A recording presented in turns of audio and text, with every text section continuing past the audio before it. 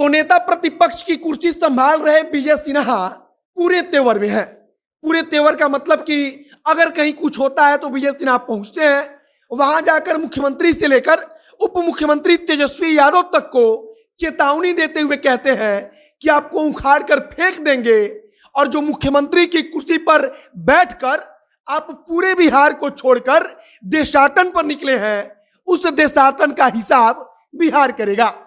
विजय सिन्हा मुख्यमंत्री नीतीश कुमार को चेतावनी देते हैं कि बिहार को ऐसी स्थिति में छोड़कर आप पूरे देश की यात्रा कर रहे हैं तो इसका एक एक हिसाब पूरा बिहार आपसे कर लेगा। विजय सिन्हा वहां पर जब कहीं घटना होता है, राजधानी पटना की बात है, तो वहां पर जाते हैं, गोद में एक बच्चे को लेते हैं और बच्चे को गोद में लेकर कहते हैं कि हम इसके अभिभावक हैं और हम मुख्यमंत्री को मुख्यमंत्री की कुर्सी से उखाड़ कर फेंक देंगे, और जब तक उखाड़ कर फेंकेंगे नहीं तब तक हम लोग शांति से बैठेंगे नहीं। बाकी नमस्कार, मेरा नाम है मोहित कुमार सिंह और आप देख रहे हैं जनता जंक्शन। ये video SK Mandal group of institutions द्वारा प्रायोजित है। एसके मंडल ग्रुप लेकर आया है नर्सिंग, पैरामेडिकल, फार्मेसी और मैनेजमेंट पाठ्यक्रमों के लिए मुफ्त ट्रेनिंग का अवसर।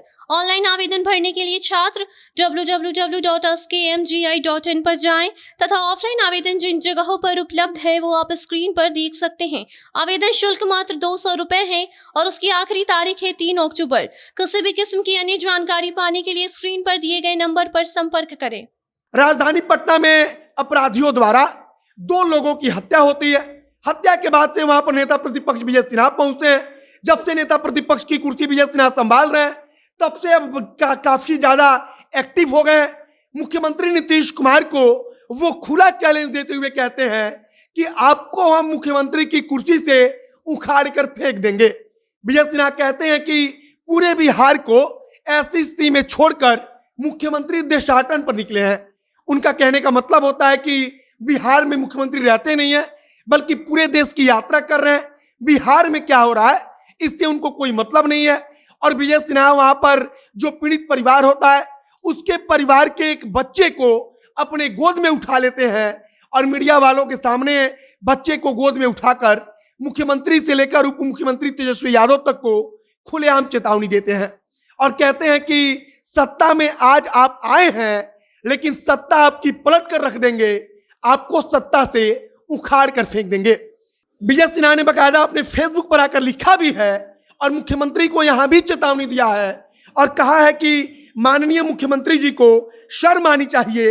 राज्य की राजधानी में कल खुलेआम अपराधियों ने दलित और अति पिछड़ा समाज के 2 नौजवानों की हत्या कर प्रशासन को जोरदार तमाचा लगाया और आप सत्ता के नशे में चूर सत्ताधीशों के साथ स्वार्थ एवं अहंकार में डूबकर देशाटन पर हैं। आगे विजय सिन्हा कहते हैं कि यह बिहार के लिए दुखद, शर्मनाक और अनिष्ट सूचक संकेत है।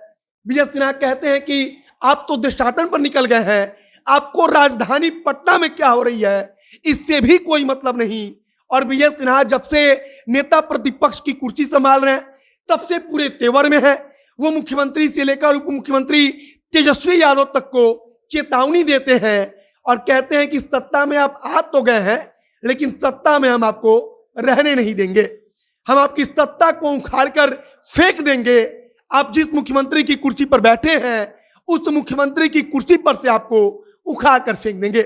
विजय सिन्हा जब से विपक्ष में नेता की कुर्सी संभाल रहे हैं तब से वो इसी तेवर में है, इसी तेवर के साथ सरकार के समक्ष सवाल उठा रहे हैं और कहीं कुछ होता है तो वहां पर विजय सिन्हा तत्काल पहुंचते हैं। बाकी विजय सिन्हा विपक्ष के नेता है तो विपक्ष के नेता होने के तौर पर उनका कर्तव्य भी है किसी प्रकार से सवाल को उठाते रहें और भाजपा पूरी तैयारी में लगी है कि किसी भी प्रकार से माहौल बनाया जाए जो नीतीश कुमार और तेजस्वी यादव के खिलाफ हो, और विजय सिन्हा बखूबी इस चीज को निभा भी रहे हैं।